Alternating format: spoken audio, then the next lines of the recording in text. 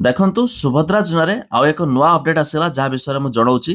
ଯେଉଁ ସୁଭଦ୍ରା ଆବେଦନକାରୀଙ୍କ bank account ସିଧାସଳଖ ଦେୟ ହସ୍ତାନ୍ତର ଯୋଗ୍ୟ ହୋଇନାହିଁ ବା ଏନପିସି ଫେଲୁଅର କେସ୍ ହୋଇଛି, ତାହାର ଏକ ତାଲିକା ସମ୍ପୃକ୍ତ ବ୍ଲକ, ମ୍ୟୁନିସିପାଲିଟି, ବିଜ୍ଞାପିତ ଅଞ୍ଚଳ, ପରିଷଦ ଅଥବା ମହାନଗର ନିଗମ ସ୍ତର ସୁଭଦ୍ରା ପୋର୍ଟାଲରେ ଉପଲବ୍ଧ ଅଟେ। ବର୍ତ୍ତମାନ ସୁଦ୍ଧା ଲାଭ ପାଇନଥିବା ଆବେଦନକାରୀଙ୍କୁ ପରାମର୍ଶ ଦିଆଯାଉଛି କି ସେମାନେ ଏହି ତାଲିକାକୁ ଯାଞ୍ଚ କରନ୍ତୁ। ଯଦି ଏହି ତାଲିକାରେ ନାମ ଥାଏ ତାହେଲେ ଆକାଉଣ୍ଟ ଥିବା ତାଙ୍କ ବ୍ୟାଙ୍କକୁ ଯାଇ ଆକାଉଣ୍ଟଟିକୁ ସିଧାସଳଖ ଦେୟ ହସ୍ତାନ୍ତର ଯୋଗ୍ୟ ଅର୍ଥାତ୍ ଡିବିଟି ଏନାବଲ କରନ୍ତୁ। ସିଧାସଳଖ ଦେୟ ହସ୍ତାନ୍ତର ଯୋଗ୍ୟ ବା ଡିବିଟି ଏନାବଲ ନ ହେବା ପର୍ଯ୍ୟନ୍ତ ଆପଣ ସୁଭଦ୍ରା ଅଧୀନରେ ସହାୟତା ରାଶି ପାଇପାରିବେ ନାହିଁ। ଯାହାକି ଏବେ ଏବେ ରିସେଣ୍ଟଲି ସୁଭଦ୍ରା ସ୍କିମ୍ରେ ଆଉ ଏକ ବଡ଼ ଅପଡେଟ୍ ଆସିଗଲା, ଆପଣମାନେ ଜାଣି ରଖିବା ଜରୁରୀ। ଆଗକୁ ମୁଁ ଆପଣଙ୍କୁ ଜଣାଉଛି। ତା ପୂର୍ବରୁ ଭିଡ଼ିଓ ଗୋଟେ ଲାଇକ୍ କରିଦିଅନ୍ତୁ, ସବସ୍କ୍ରାଇବ୍ କରିନଥିଲେ ଏବେ ସବସ୍କ୍ରାଇବ୍ କରି ପାଖରେ ଥିବା ଘଣ୍ଟି ଚିହ୍ନକୁ ଦବାଇ ଦିଅନ୍ତୁ। ପ୍ରଥମ ତ ଆପଣ ଚାହିଁଲେ subhadra.odisha.gov.in ପୋର୍ଟାଲ ଭିଜିଟ୍ କରିବେ। ଯେମିତିକି ଆପଣଙ୍କୁ ଏଠି ଯେଉଁ ଆପଣଙ୍କୁ ପଢ଼ିକି ମୁଁ ଶୁଣାଇଦେଲି କ'ଣ ଲେଖା ହେଇଛି, ତଳକୁ ସ୍କ୍ରୋଲ କରିବେ, ଦେଖନ୍ତୁ ଆପଣଙ୍କୁ ଏଠି ଅପଡେଟ୍ ମିଳିଯିବ। ବ୍ୟାଙ୍କ ଆକାଉଣ୍ଟ ସଚଳ କିମ୍ବା ଅପଡେଟ୍ ଆବଶ୍ୟକ ତାଲିକା, ବାସ୍ ତାରି ଉପରେ କ୍ଲିକ୍ କରିବେ। ଏଇଠି ଆପଣଙ୍କ ସାମ୍ନାରେ ଏନପିସିଆଇ ରିଜେକ୍ଟ ତାଲିକା ଆସିଯିବ। এই লিষ্টରେ ଯେଉଁମାନଙ୍କର ନାମ ଥିବ, ଦେଖନ୍ତୁ ରିଜେକ୍ଟ ତାଲିକା ଆସିଗଲା।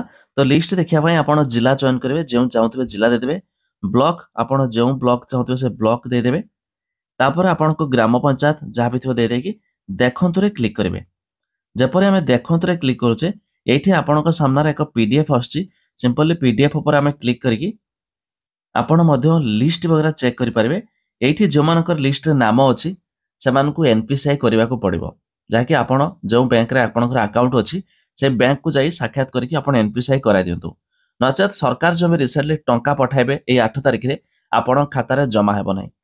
ଏହା ମଧ୍ୟ ସ୍ପଷ୍ଟ ଯାହାକି ଏହାର ପୋର୍ଟାଲରେ ଅଲରେଡି ଲେଖି ଦିଆଯାଇଛି। ଆପଣମାନେ ଜାଣିଗଲେ ପ୍ରୋସେସ୍। ୱେବସାଇଟ୍ର ଲିଙ୍କ ମୁଁ ଦେଇଦେବି ଡେସ୍କ୍ରିପ୍ସନରେ, ଯେଉଁଟାକି ଦେଖନ୍ତୁ ଏବେ ପର୍ଯ୍ୟନ୍ତ ସ୍କ୍ରୋଲ୍ ମଧ୍ୟ ହେଉଛି। ତେବେ ଏଇ 8 ତାରିଖରେ ଆସିବ। ଏହାଛଡ଼ା କେଉଁମାନେ ଟଙ୍କା ବି ପାଇବେ ତାହାର ବି ଲିଷ୍ଟ ଦେଖିବା ପାଇଁ ଦେଖନ୍ତୁ ଆପଣଙ୍କୁ ଏଠି ହିତାଧିକାରୀ ତାଲିକା ରହିଛି। ତାଲିକା ଉପରେ ବି କ୍ଲିକ୍ କରିକି ଆପଣ ସେମିତି ଜିଲ୍ଲା, ଆପଣ ଯେଉଁ ବ୍ଲକ ଚାହୁଁଥିବେ ବ୍ଲକ, ଆପଣଙ୍କର ଗ୍ରାମ ପଞ୍ଚାୟତ, ତାପରେ ସେମିତି ଦେଖନ୍ତୁରେ କ୍ଲିକ୍ କରିବେ।